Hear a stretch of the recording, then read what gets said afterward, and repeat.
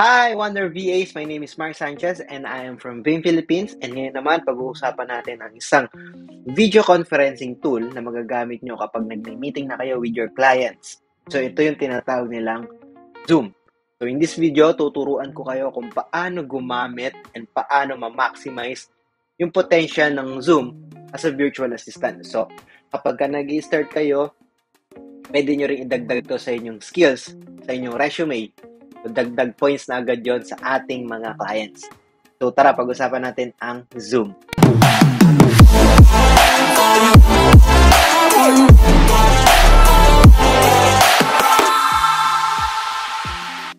So the first thing na kailangan nyong gawin is punta kayo sa inyong Google Chrome and then i-search nyo lang yung Zoom.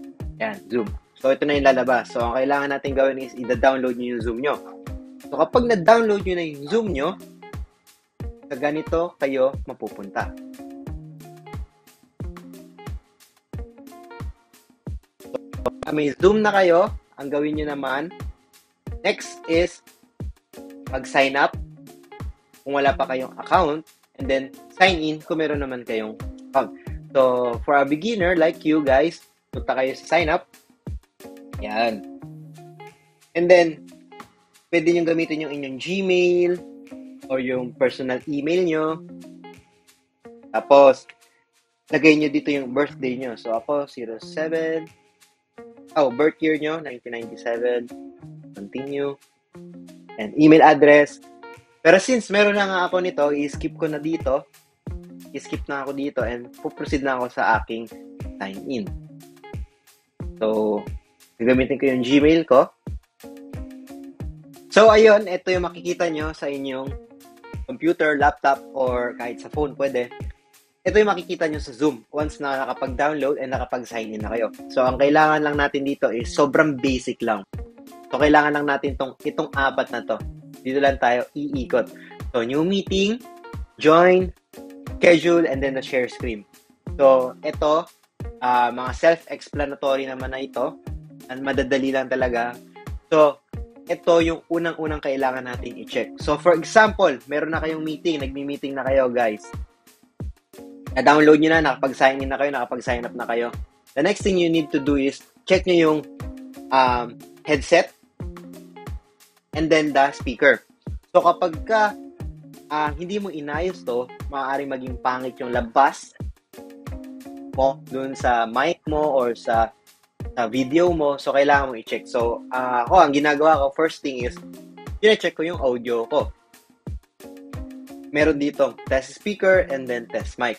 So, as you can see here, gumagana ng malakas yung aking mic. Kapag nagsasalita ako, nag-green siya. And then, speaker naman, pwede natin i-play yung sa speaker like this. Meron tutunog yan dito. Yan. So, maririnig nyo yung speaker nyo na tumutunog. So, yun lang ang kailangan nyo i-test kapag mag-join na kayo sa meeting. So, speaker and then the mic. Then, the next thing is the video. So, the next thing na kailangan nyo i-check is the video.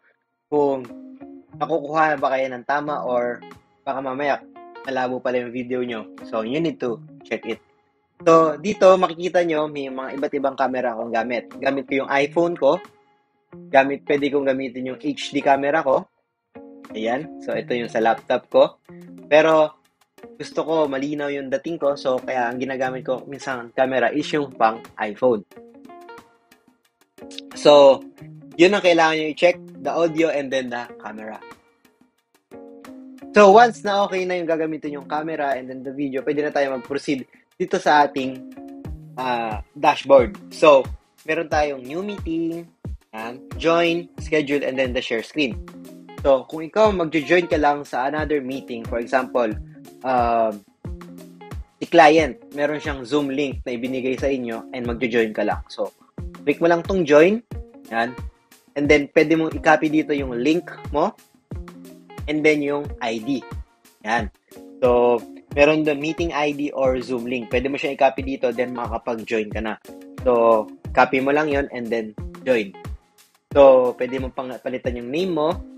Kung gusto mo nickname lang, okay lang. And then, kung gusto mo naman ng pangalan mo, pwede.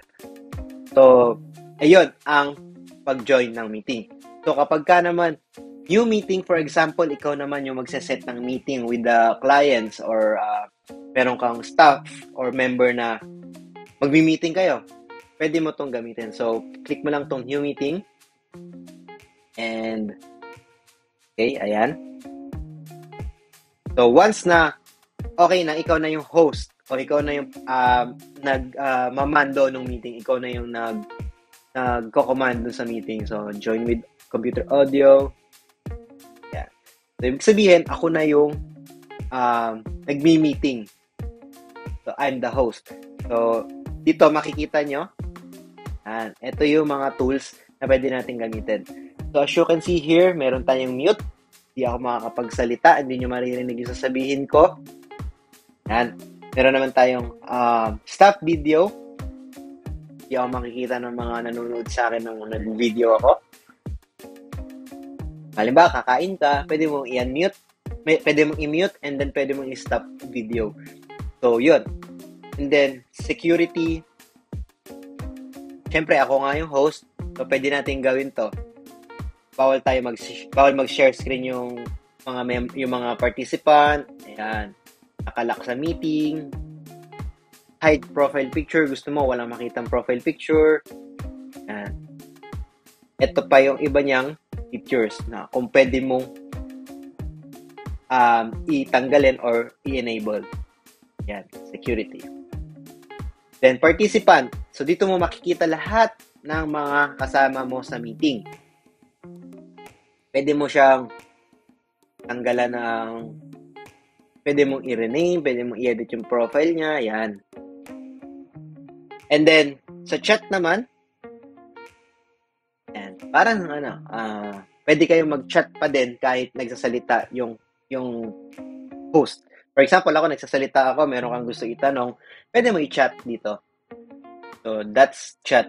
And then, share screen. Ito yung isa sa pinakamagandang feature ng Zoom. So, pag sinabing share screen, pwede tayo mag-share ng iba't ibang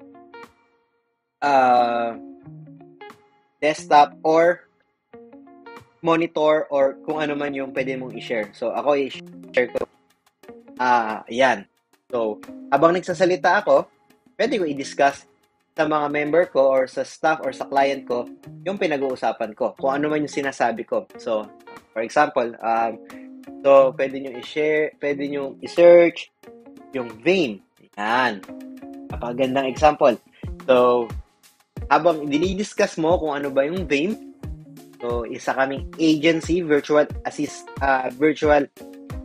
agency kami na nag-hire kami ng mga aspiring VA or ng mga VA and then inaano namin sila sa mga clients namin. Binibigyan namin sila ng client. Depende sa skills na meron ka. So, yan. Like nyo lang yung page namin and then yung Facebook page and then yung YouTube account namin, YouTube channel. Also, the TikTok account. Yan. So, yun ang share screen. So, ganon kaganda yung features ni Zoom, di ba? And then, next is the record. So, dito, habang nagmi-meeting ako, pwede kong i-record to para pwede nating balikan kung ano man yung pinag-uusapan natin, kung ano man yung napag-usapan natin. So, mas yan. Recording na ako niyan. Ibig sabihin, lahat ng sinasabi ko ngayon ay recorded. Okay? And then, the reaction. So, gusto mo mag-raise ng hands para mapansin ka ng host or ng meeting mo. And then, clap. Ayan. So, mga emojis lang to. So, sa apps naman, meron kang gusto i-connect na mga third-party apps dito. Pwede mong ilagay dito. Then, sa whiteboard, ito, napakaganda rin ng whiteboard na to kasi kumbaga, pwede kang mag-ano dito pwede kang mag-drawing na kung ano-anong gusto mong ituro, i-discuss. Ayan. Okay? Para tayo nasaan talaga? Blackboard. Ayan. Para tayong teacher. So, hi. Ayan. Pwede tayo mag-share ng ideas dito. Ayan. Yan ang purpose ng whiteboard. Also, the notes. Ayan. Pwedeng ilagay dito. Dagdag ko si share screen, pwede kasi tayo sa share screen na ganito. Meron ditong annotate. Kumbaga, magdo-drawing ka dito, ayan. So, habang nagdi-discuss ka, pwede mong ipakita sa kanila, ito, ayan, login kayo with Google, search nyo dito. So, yun, pwede kayong mag-annotate ng mga notes. Okay, stop share na tayo. So, once natapos na kayo sa meeting nyo, end nyo lang, and then, automatic na magda-download dito yung napag-meetingan nyo. So, di ba, napaka-simple lang, napakadali lang ni Zoom. So, yan, hintay lang. Okay, downloaded na siya.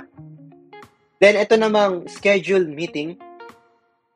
For example, may meeting kayo every Monday, every Tuesday, every Wednesday, or every day.